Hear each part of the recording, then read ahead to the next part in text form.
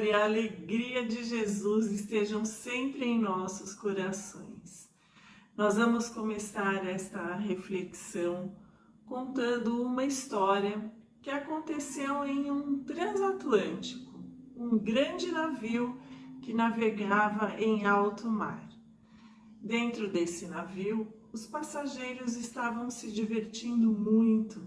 Naquela noite, durante o jantar, todos estavam tranquilos quando de repente começou uma terrível tempestade que fez aquela gigantesca embarcação estremecer.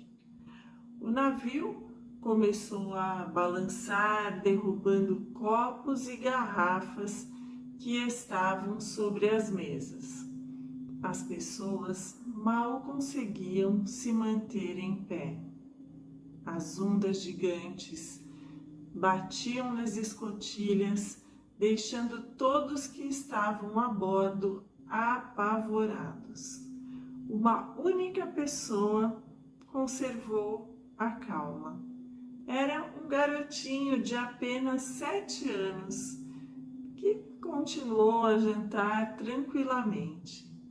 E os passageiros e tripulantes ficaram intrigados com a atitude do garotinho e resolveram conversar com ele. E então perguntaram: "Você não está preocupado, com medo desta situação?" E o garotinho respondeu: "Eu estou calmo e confiante, porque o meu pai é o comandante deste navio."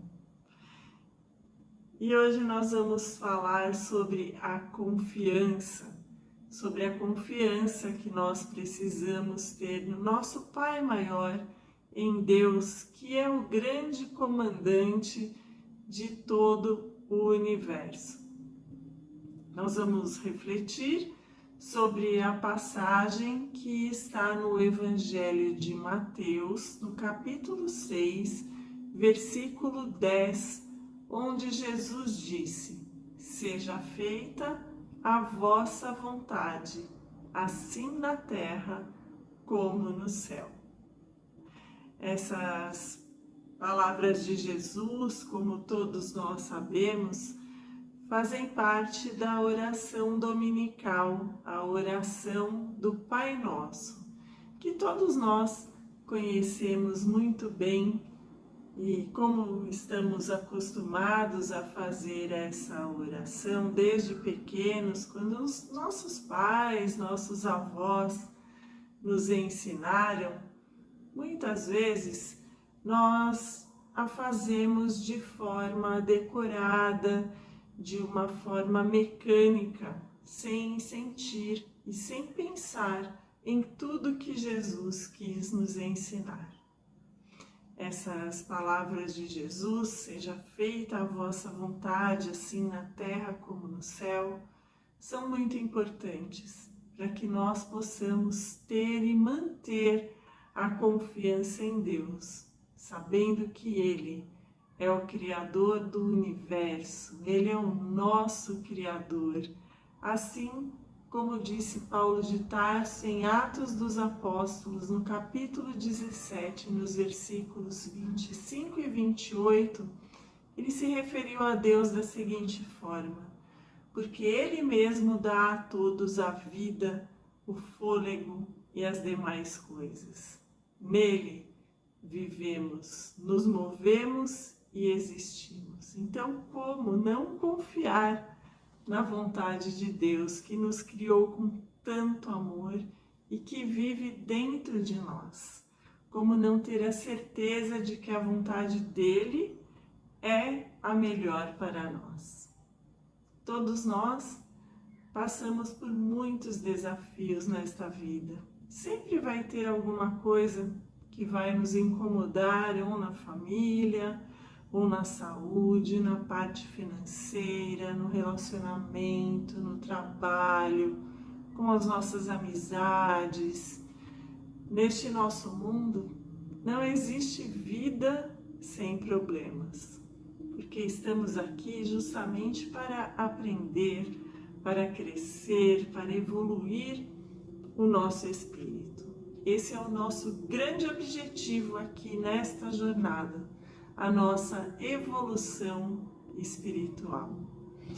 É que todos nós, como seres imperfeitos que ainda somos, na maioria das vezes só aprendemos através da dor, através do sofrimento. Então, precisamos entender que as leis de Deus não servem para nos punir ou castigar, elas servem sim para nos educar.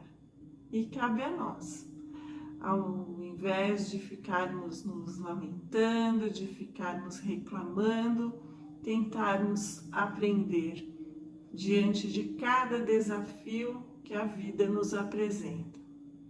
Estamos aqui, todos aprendendo constantemente, tropeçando, caindo e levantando.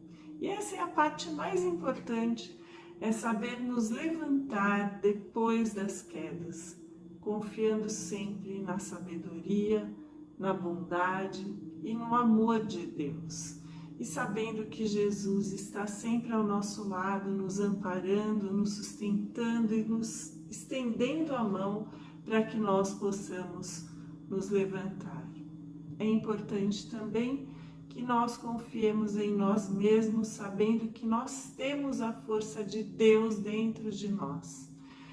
E tendo essa força, nós somos capazes de superar qualquer desafio, aproveitando cada dificuldade como um grande aprendizado necessário para a nossa transformação íntima e, consequentemente, para a nossa evolução espiritual. Esse aprendizado é para nós conseguirmos olhar para dentro de nós mesmos e vermos quais são aqueles sentimentos que não são tão bons, como a raiva, o medo, o rancor, a mágoa, sentimentos de vingança, egoísmo, orgulho, e trocarmos por bons sentimentos, por todos aqueles sentimentos que Jesus veio nos ensinar: a paz, a caridade, a bondade, o amor, a compreensão, o entendimento, a paciência, fazendo sempre a nossa parte e confiando na vontade do nosso Pai maior, de Deus. Assim, nós vamos conseguir viver melhor, vamos conseguir viver com mais alegria, com mais tranquilidade, com mais paz.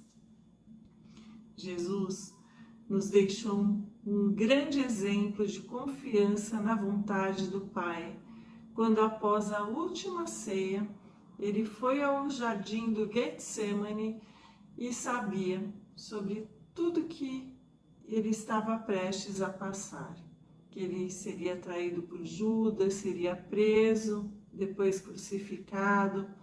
E Jesus, naquele momento, ele estava realmente sofrendo, estava aflito, e então ele orou a Deus e disse assim: Pai, se possível, afasta de mim esse cálice, mas não se faça a minha vontade, mas sim a tua.